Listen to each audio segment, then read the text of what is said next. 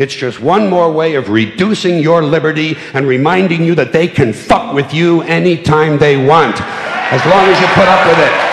As long as you put up with it.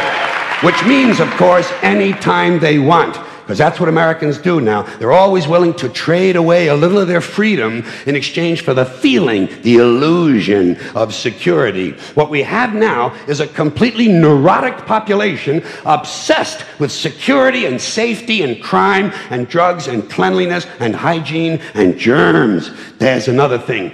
Germs. Where did this sudden fear of germs come from? In this country. Have you noticed this? The media constantly running stories about all the latest infections, salmonella, E. coli, hantavirus, bird flu, and Americans they panic easily, so now everybody's running around scrubbing this and spraying that and overcooking their food and repeatedly washing their hands, trying to avoid all contact with germs. It's ridiculous, and it goes to ridiculous lengths. In prisons, before they give you a lethal injection, they swab your arm with alcohol. It's true. It's true. It's true. Well, they don't want you to get an infection. And you can see their point. Wouldn't want some guy to go to hell and be sick. It would take a lot of the sportsmanship out of the whole execution. Fear of germs. Why, these fucking pussies. You can't even get a decent hamburger anymore. They cook the shit out of everything now because everybody's afraid of food poisoning. Hey, where's your sense of adventure? Take a fucking chance, will you? You know how many people die in this country from food poisoning every year? 9,000. That's all. It's a minor risk. Take a fucking chance, bunch of goddamn pussies. Besides, what do you think you have an immune system for? It's for killing germs. But it needs practice. It needs germs to practice on. So listen. If you kill all the germs around you and live a completely sterile life, then when germs do come along, you're not going to be prepared. And never mind ordinary germs, what are you going to do when some super virus comes along that turns your vital organs into liquid shit? I'll tell you what you're going to do. You're going to get sick, you're going to die, and you're going to deserve it because you're fucking weak and you got a fucking weak immune system. Now, God damn it. Hey. All right. Let me tell you a true story about immunization, okay? When I was a little boy in New York City in the 1940s, we swam in the Hudson River, and it was filled with raw sewage, okay? We swam in raw sewage, you know, to cool off. And at that time, the big fear was polio. Thousands of kids died from polio every year. But you know something? In my neighborhood, no one ever got polio. No one, ever. You know why? Because we swam in raw sewage. It strengthened our immune systems. The polio never had a prayer. We were tempered in raw shit.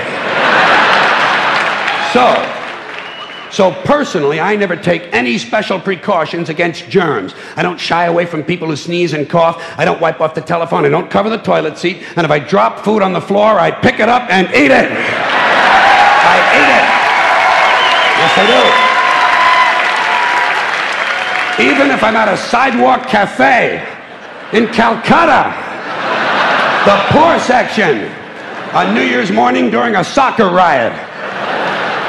And you know something? In spite of all that so-called risky behavior, I never get infections. I don't get them. I don't get colds. I don't get flu. I don't get headaches. I don't get upset stomachs. And you know why? Because I got a good, strong immune system, and it gets a lot of practice.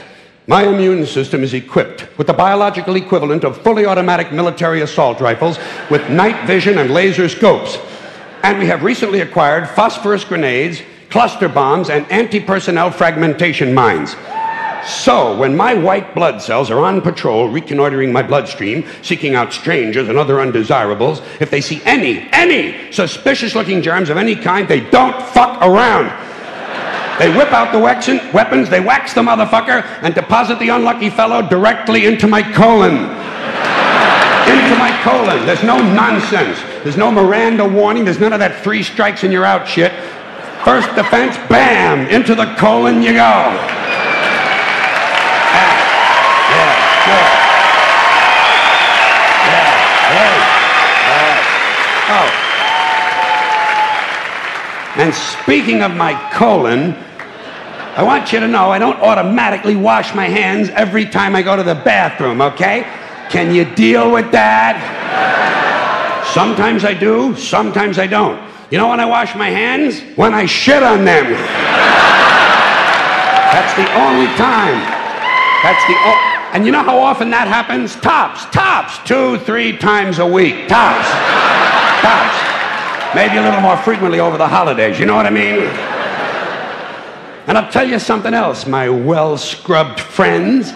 You don't always need a shower every day. Did you know that? It's overkill. Unless you work out or work outdoors or for some reason come in intimate contact with huge amounts of filth and garbage every day, you don't always need a shower. All you really need to do is to wash the 4 key areas. Armpits, asshole, crotch, and teeth. Got that? Armpits, asshole, crotch, and teeth. In fact, you can save yourself a whole lot of time if you simply use the same brush on all 4 areas.